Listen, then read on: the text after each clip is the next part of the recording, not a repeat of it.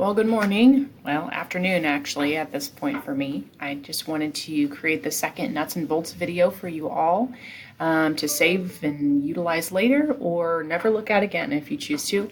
I planned on getting it out sooner, but this is where we're at. We're getting it out today. So last time we had talked about a few things. We talked about how to obtain video recordings in the event that you're absent from class.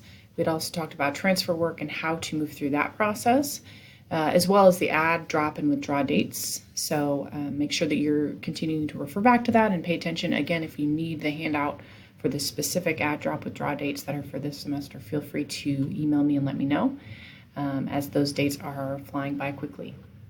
So today I want to talk about registration, bookstore and textbooks, and then communication. Because all three of those things are helpful for you and important for you as you move through your program. Some of them more helpful at different times than others. So first of all, we'll talk about registration. Registration actually happens twice a year. So for the spring semester, we do registration in the fall. So generally right around November is when spring registration will occur. And then for the summer and fall months, registration usually happens around April 15th. In the spring semester. So summer and fall registration for you all is coming up soon.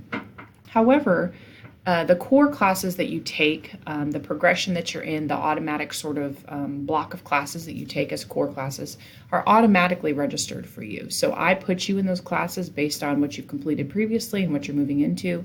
So you don't necessarily have to worry about adding yourself to those. The only thing that you would need to worry about is if you choose to take an elective or two on top of your core classes, or in the event that you've waived a core class or something and you want to replace those credits with some electives, you would be responsible for registering for the elective classes. So just keep in mind that if you don't plan on changing up your schedule with any electives, then you don't need to worry about registering this semester for the upcoming summer and fall. However, if you are interested in electives moving forward, then you will definitely want to participate in the registration workshops that I'll have in the coming weeks and months.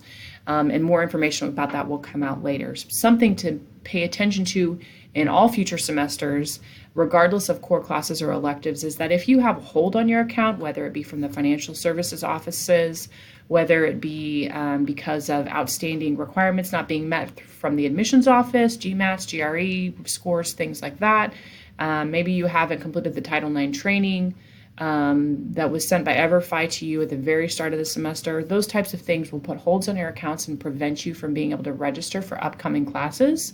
So just make sure that you are doing due diligence, you're checking emails, and following through on things so that those holds do not restrict you from registration. If you have other questions, send me an email. But like I said, I'll send out notifications of workshops coming up soon that give you more information and details on registration and how that whole process works.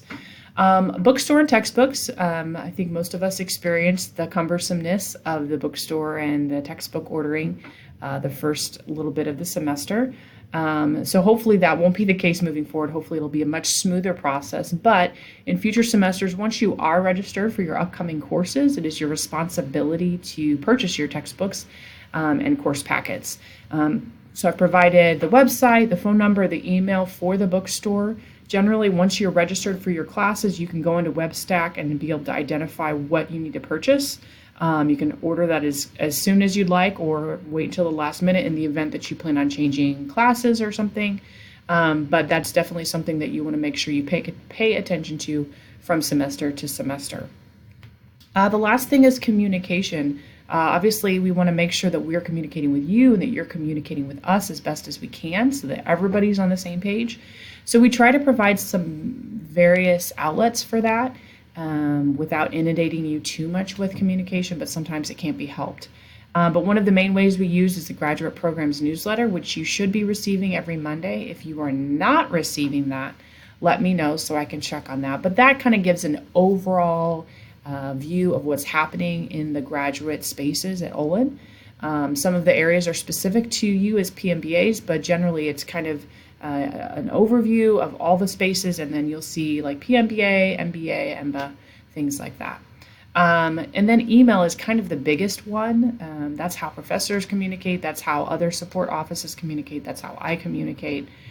So your student email is a really crucial and vital contact point.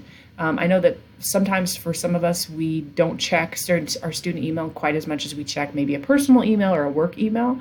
So if you're having a hard time toggling between multiple emails, I would suggest that you link them. There is a way to link your email, an email maybe that you're not looking at as much, with a more prominent email, to where all of the emails from, say, your student email will go into the email that you check more often, so that you're seeing everything in real time, as opposed to having to go back and look at a week's worth of emails from your student account that you haven't looked at. If you need help with that, let me know and I can help troubleshoot and walk you through that process. But regardless, it is crucial that you make a habit of checking your student email, whether it's just once a day, you go through and make sure there's nothing like heightened importance that you need to address. But I always encourage at least once a day, just checking that. The other thing is we have chat groups. We also have what's called Microsoft Teams, which I think I've mentioned, but opportunities for you to connect in a less formal way. If you just have a real quick question that doesn't necessarily, an email doesn't really fit well with, you can use the WhatsApp app that most of you, I believe, are on.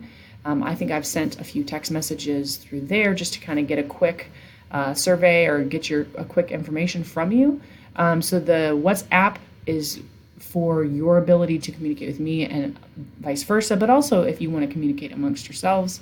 And then also the Microsoft Teams is a great tool that we're just kind of getting started with, as far as you could do video conferencing, group collaboration, file sharing, messaging or chatting on that platform. So I highly encourage you to check it out, look and see if it would work for you. You can actually download some different scheduling programs on there to keep you organized and task driven. So I encourage you to check on that and see if that would be helpful to you personally or to your core group.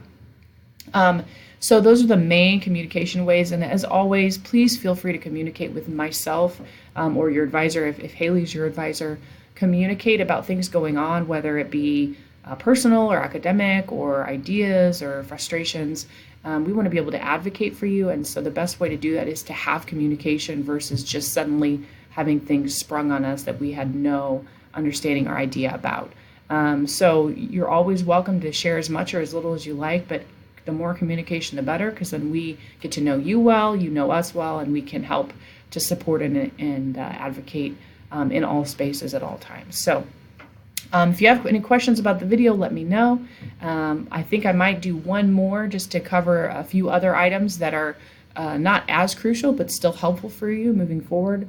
Again, this will be uploaded and you can refer back to it as you need to, or if you need more in-depth details, feel free to send me an email. All right, have a great weekend.